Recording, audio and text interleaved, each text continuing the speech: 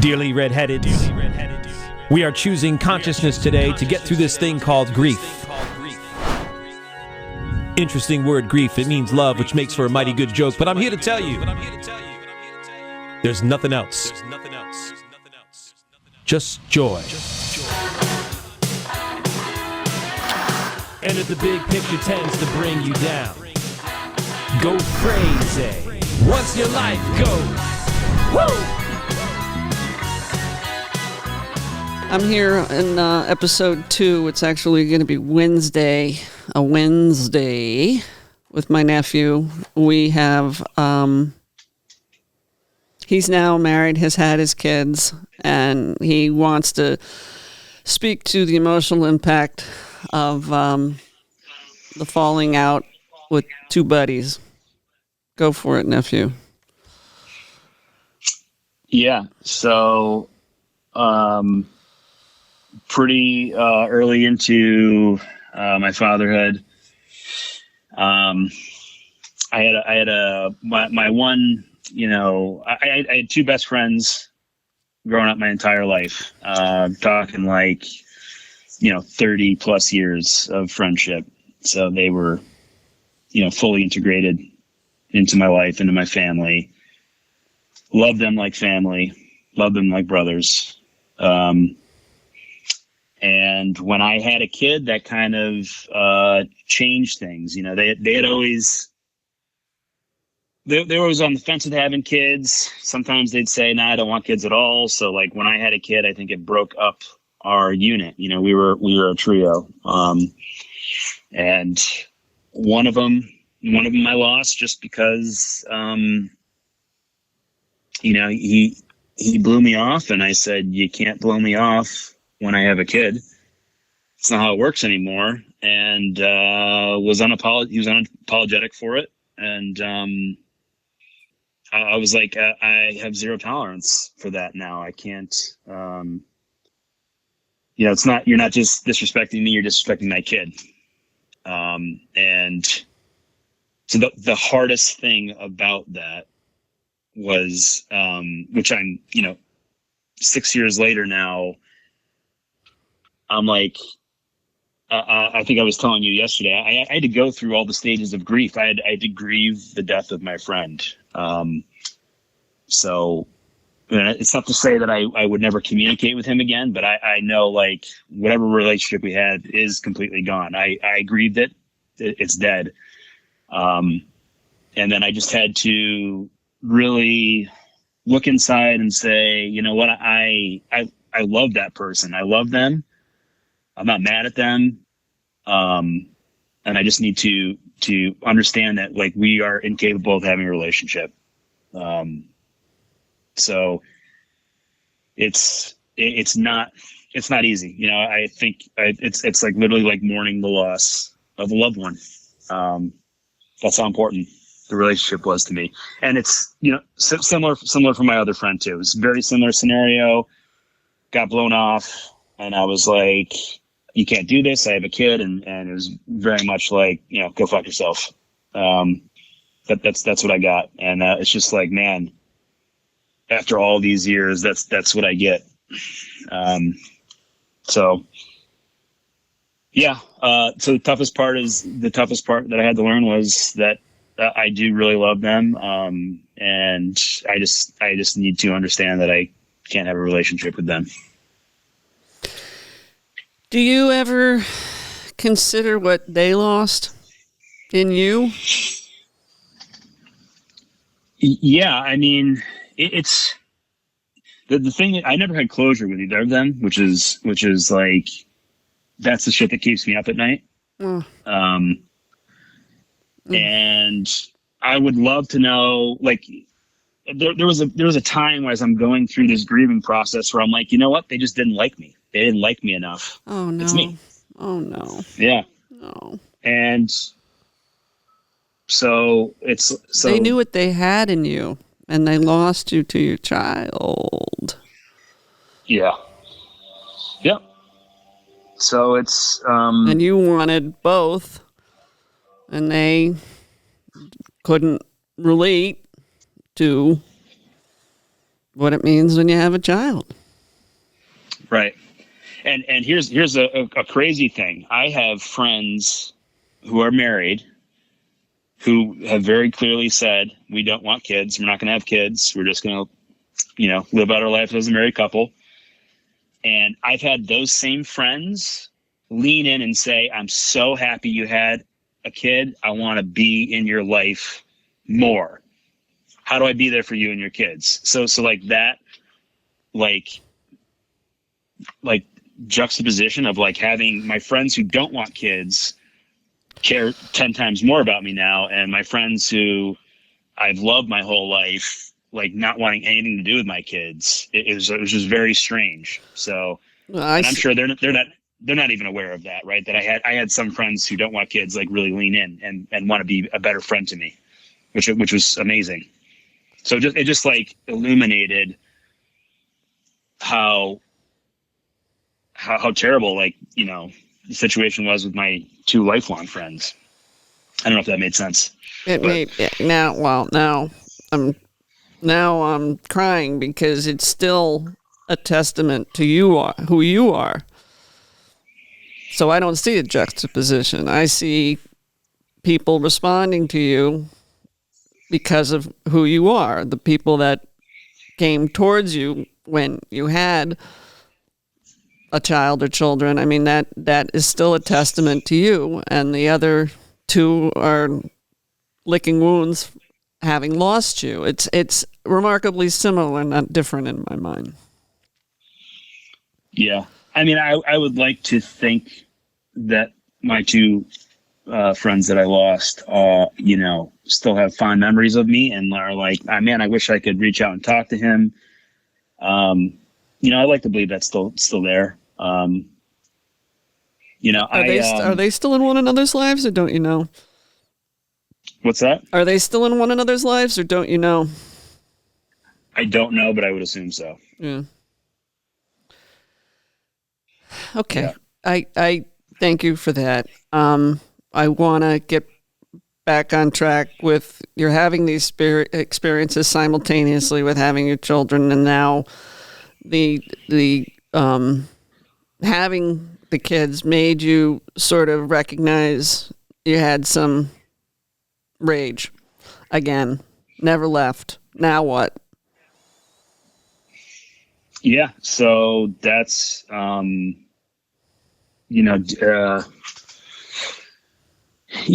really made me, like when I get angry at my kid, it's like I see my father immediately. And, even for the short time I had him in my life, there was a lot of rage.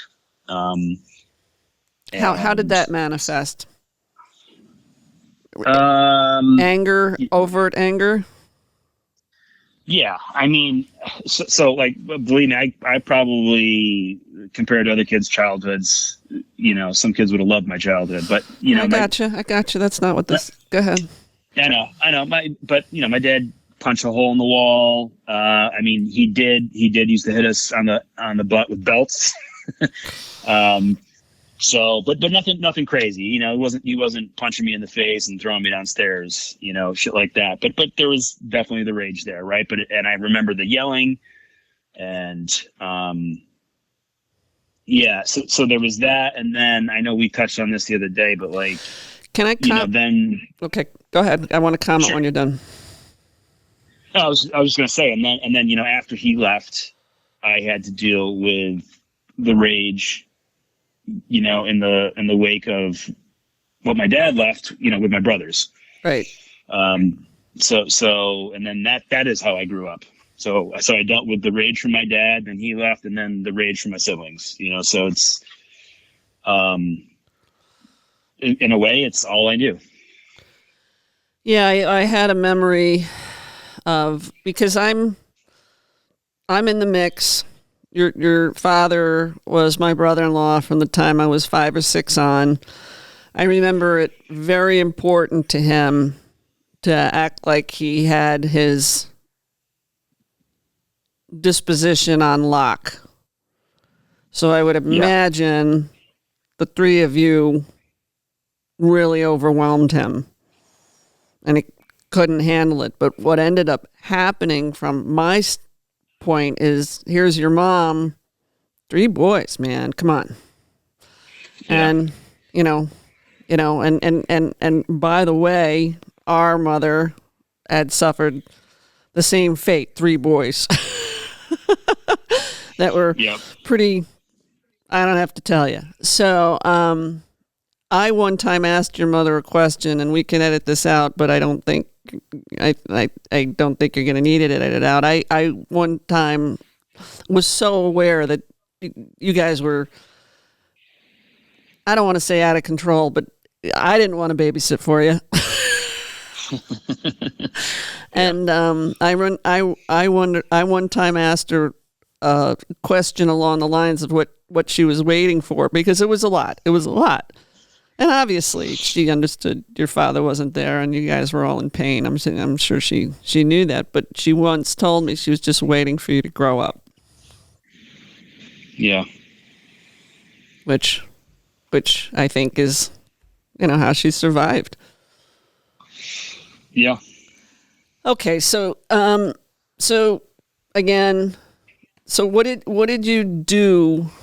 How did you handle having the kids and realizing you had this rage issue? And I know you've experienced dissociation yourself. I know you have a mixed relationship with alcohol. You don't overdrink, but you've told me that you realized it helped you with your rumination, which isn't always a good thing. Right. So just talk about rage leading to dissociation, because I don't remember. We only have brought up dissociation recently because obviously it's my fucking favorite word. But like, at what point was your brain dissociating to feel? I would assume you were trying to stave off rage. No. Yes, that and the long symptom of anxiety, which is the ruminating thoughts. I'll randomly, the way my brain works, I'll have something I said to somebody 15 years ago who I don't even care about, don't even talk to anymore, will pop into my head, and I'll say, why the hell did I say that? And then that'll be my next 2 hours in my head, and I'm trapped in my head. Because you hurt them, you wish you had handled it differently, or it just depends? Just depends. Sometimes I know it's super trivial and I can't stop, and that's part of my issue. And sometimes it's more serious. Sometimes it's like, why was I an asshole to that person for no reason? They probably think I'm a piece of shit now. Or why didn't I tell somebody how much I loved them in that moment? It's everything. It's the whole spectrum.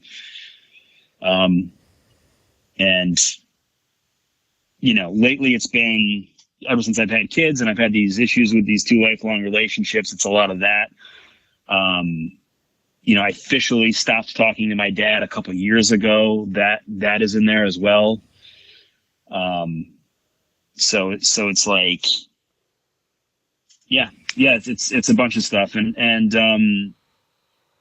So I would say, during COVID, it was probably, like most people, started drinking more. I don't like to get drunk. That I always like to make that clear. I get anxiety when I get drunk. Right. Maybe 20 years ago it wasn't like that. Right. But, now it for sure is like that. And what were you going to say? No, I don't ever remember you. Regardless of substance, I never remember you overdoing it. But we had plenty of people around us overdoing it, including myself, depending on who I was around. Sure. But I didn't know, it enabled me to be around people, whereas you were always sort of the voice of reason with those around us over drinking. Yes, but so it's something about it's I think you've said this before, the sedation. Yep. Serial sedated. Yeah.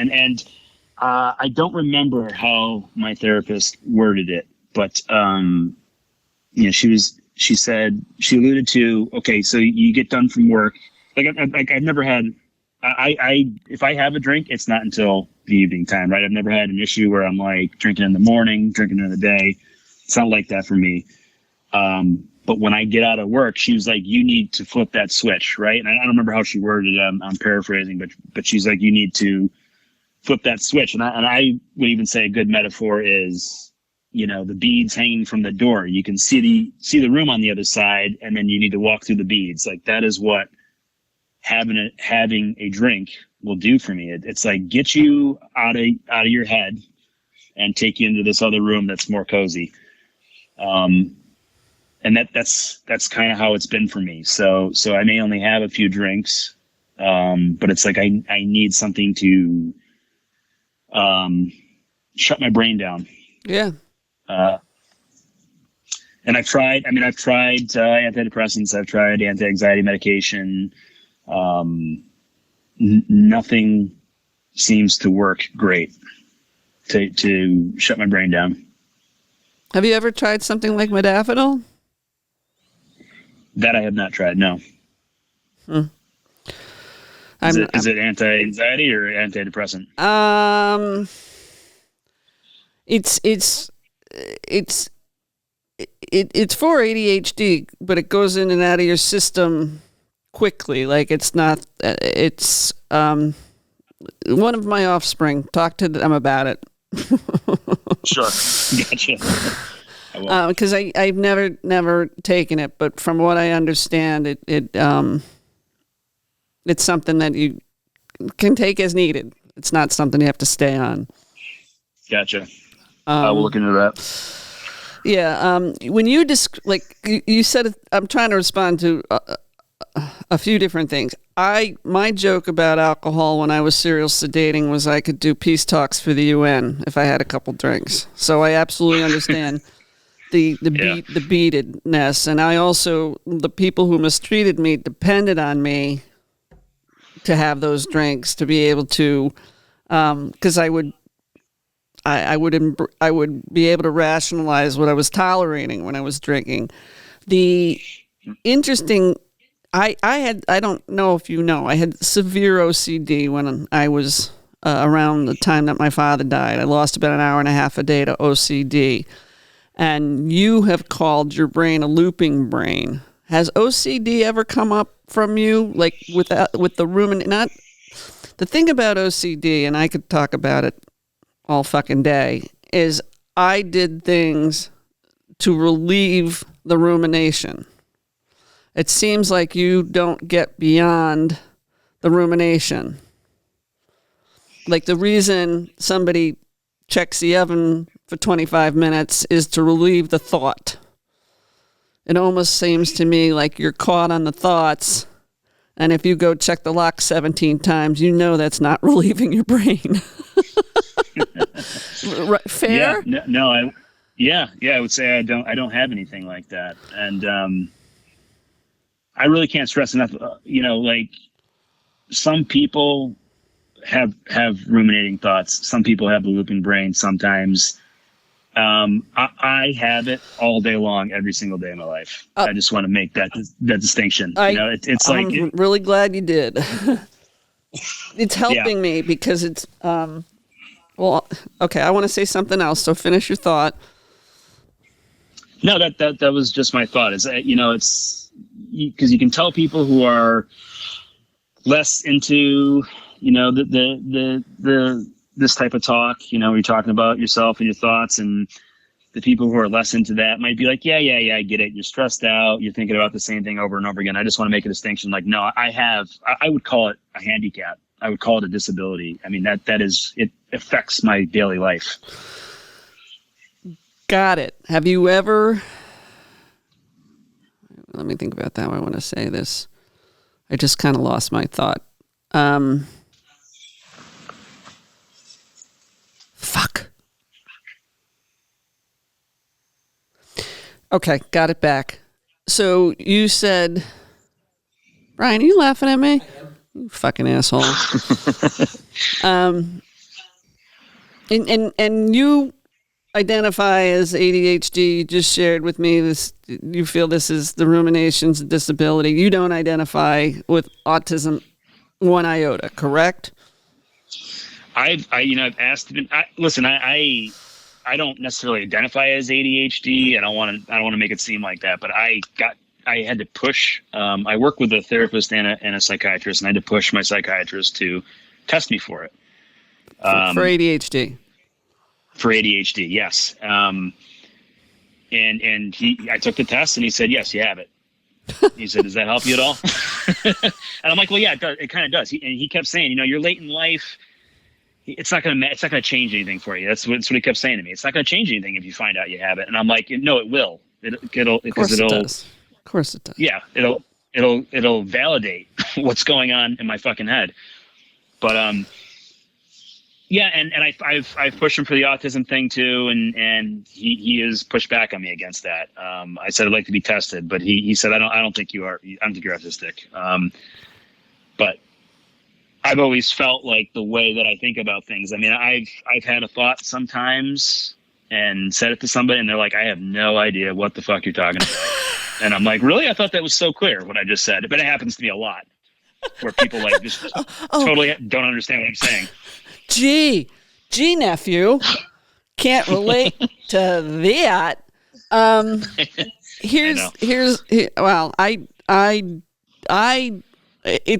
It's funny in my fucking world now, because I once you don't give a shit about that, it just gets worse. That's why it's funny to me. Haha, funny, not that like when you describe aspects of what you're going through, it is remarkably different what I experience, but it is not remarkably different from what I've experienced talking to other men. That's just my experience. Do you think the basis for this is still the fear of death? Yeah, I mean, that certainly plays a big role. Like, and having no control because you couldn't control. Yeah, see that? Right, and that. Go ahead. And actually, you just touched on something too, like that. The fear of death got so elevated when I had kids, and I was like, right. oh my god, I have 2 kids now. If I die, I'm going to ruin their lives. I want to be able to experience as much of their lives as possible. And I know that I'm not going to be able to. I mean, I had kids late in life. My kids are very young. And I'm in my 40s. So it's like, how much time do I actually have with them? I have no idea. I could have a heart attack in 10 years. Okay. That's the type of shit I think about all the time. Okay. Okay. This is big. And I don't know if it's going to help or hinder, and I'm going to try. When I had such severe OCD and my father fucking died, it relieved my OCD.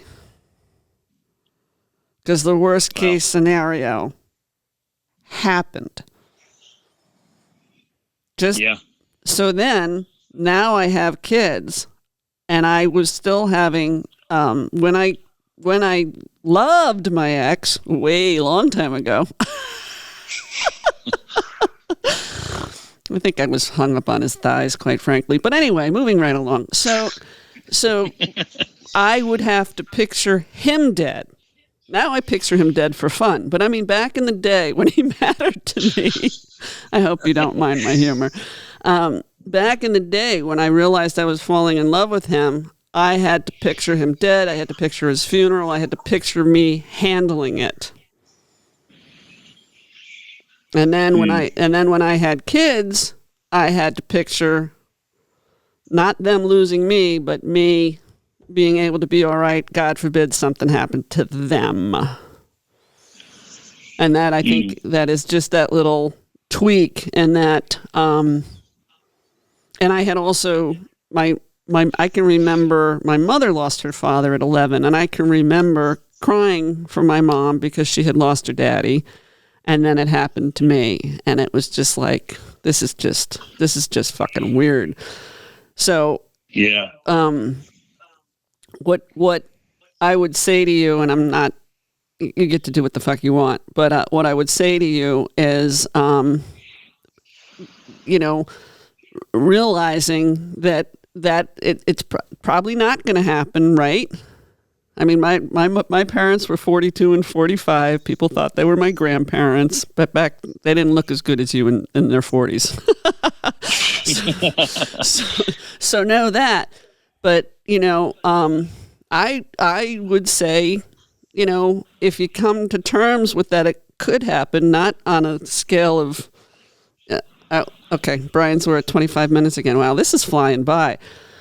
But here's my point, and I'm not, whether it appeals to you or it might appeal to somebody else. If you can picture not being on the planet, allow your brain to go there, it might inadvertently relieve it. Because as sad as it would be, it may not occupy your thoughts if you just put some compartmentalization around it. And it may help somebody else. Everybody might think I'm fucking nuts, but I don't think about any. I mean, as much as I have some strained relationships where my son is concerned, and I know that if I left the planet, it could impact them greatly. I don't want to be hung up on that while I'm trying to live successfully on the planet. Yeah. I don't know. Interesting. Rumination's tough. Rumination's a tough one. I don't spend, because I got through OCD, which is when you develop the behaviors. That's like the next step. To solve the rumination, you develop the behaviors. And that's why the behaviors become, that's what occupies your time, not the rumination. Does that make sense? Yeah. So. Yep. I think I cannot be in the present. That's my biggest problem. I mean, I am, the rumination is future, past, everything but the present. Yeah, anxiety's projection, depression's looking back, everything but the moment. Yeah. Yeah, you even actually, you just made me think, this may be a little bit off topic, but you said something to me many years ago, which has always stuck out in my head, and maybe it's obvious to most people, but you made a comment about your relationship with alcohol versus my relationship with alcohol, and you said, I don't know if this still applies to you or not, but at the time when you said it to me, you said, you drink alcohol to get out of the present, and I drink alcohol to be in the present. You remember saying that to me? It sounds like something I'd say. So, was I drinking? Probably. Hey! That's always stuck with me because like you were able to kind of distill it down to. You understood what my problem was. I can't be in the present, and it's like I need a catalyst to be in the present. In considering that, I don't want to overanalyze this, but I think I had a remarkable knack for being in the present, and I used to use alcohol to dissociate from it. However, alcohol also made me rationalize. Like I said, peace talks for the UN, because I knew my ex-husband's pain. I knew what other people were experiencing, so I took it upon myself to be the problem solver for everybody. And we should probably, if we do this again, I don't necessarily want to do it right now because we're not prepared, but we should probably do a whole episode on alcohol. It's worth it, especially for serial sedators, because it's just such a epidemic. Alcohol's a funny thing, and it helps. Yeah. And it helps, unlike pot, if we're just talking the basic things of utilizing alcohol or utilizing THC. I'm not talking about pills. I'm not talking about higher, bigger drugs. But those, fuck, I just lost my train of thought again. I don't know. It was, sorry. Brian's laughing at me again. Stop. That's why you're saving that one for another episode, so you're more prepared. Well, yeah, it just, alcohol's a funny thing because it's it's gone. Fuck it. Never mind. I can't. It's gone. I don't know why that's so fucking funny. Thank you for listening and supporting Natural Born Redhead. If you follow the bouncing balls, please like and subscribe. If you know someone interested in sparing others grief and inciting joy, message me on Facebook or reach out via my website, Natural Born Redhead. J-Ma.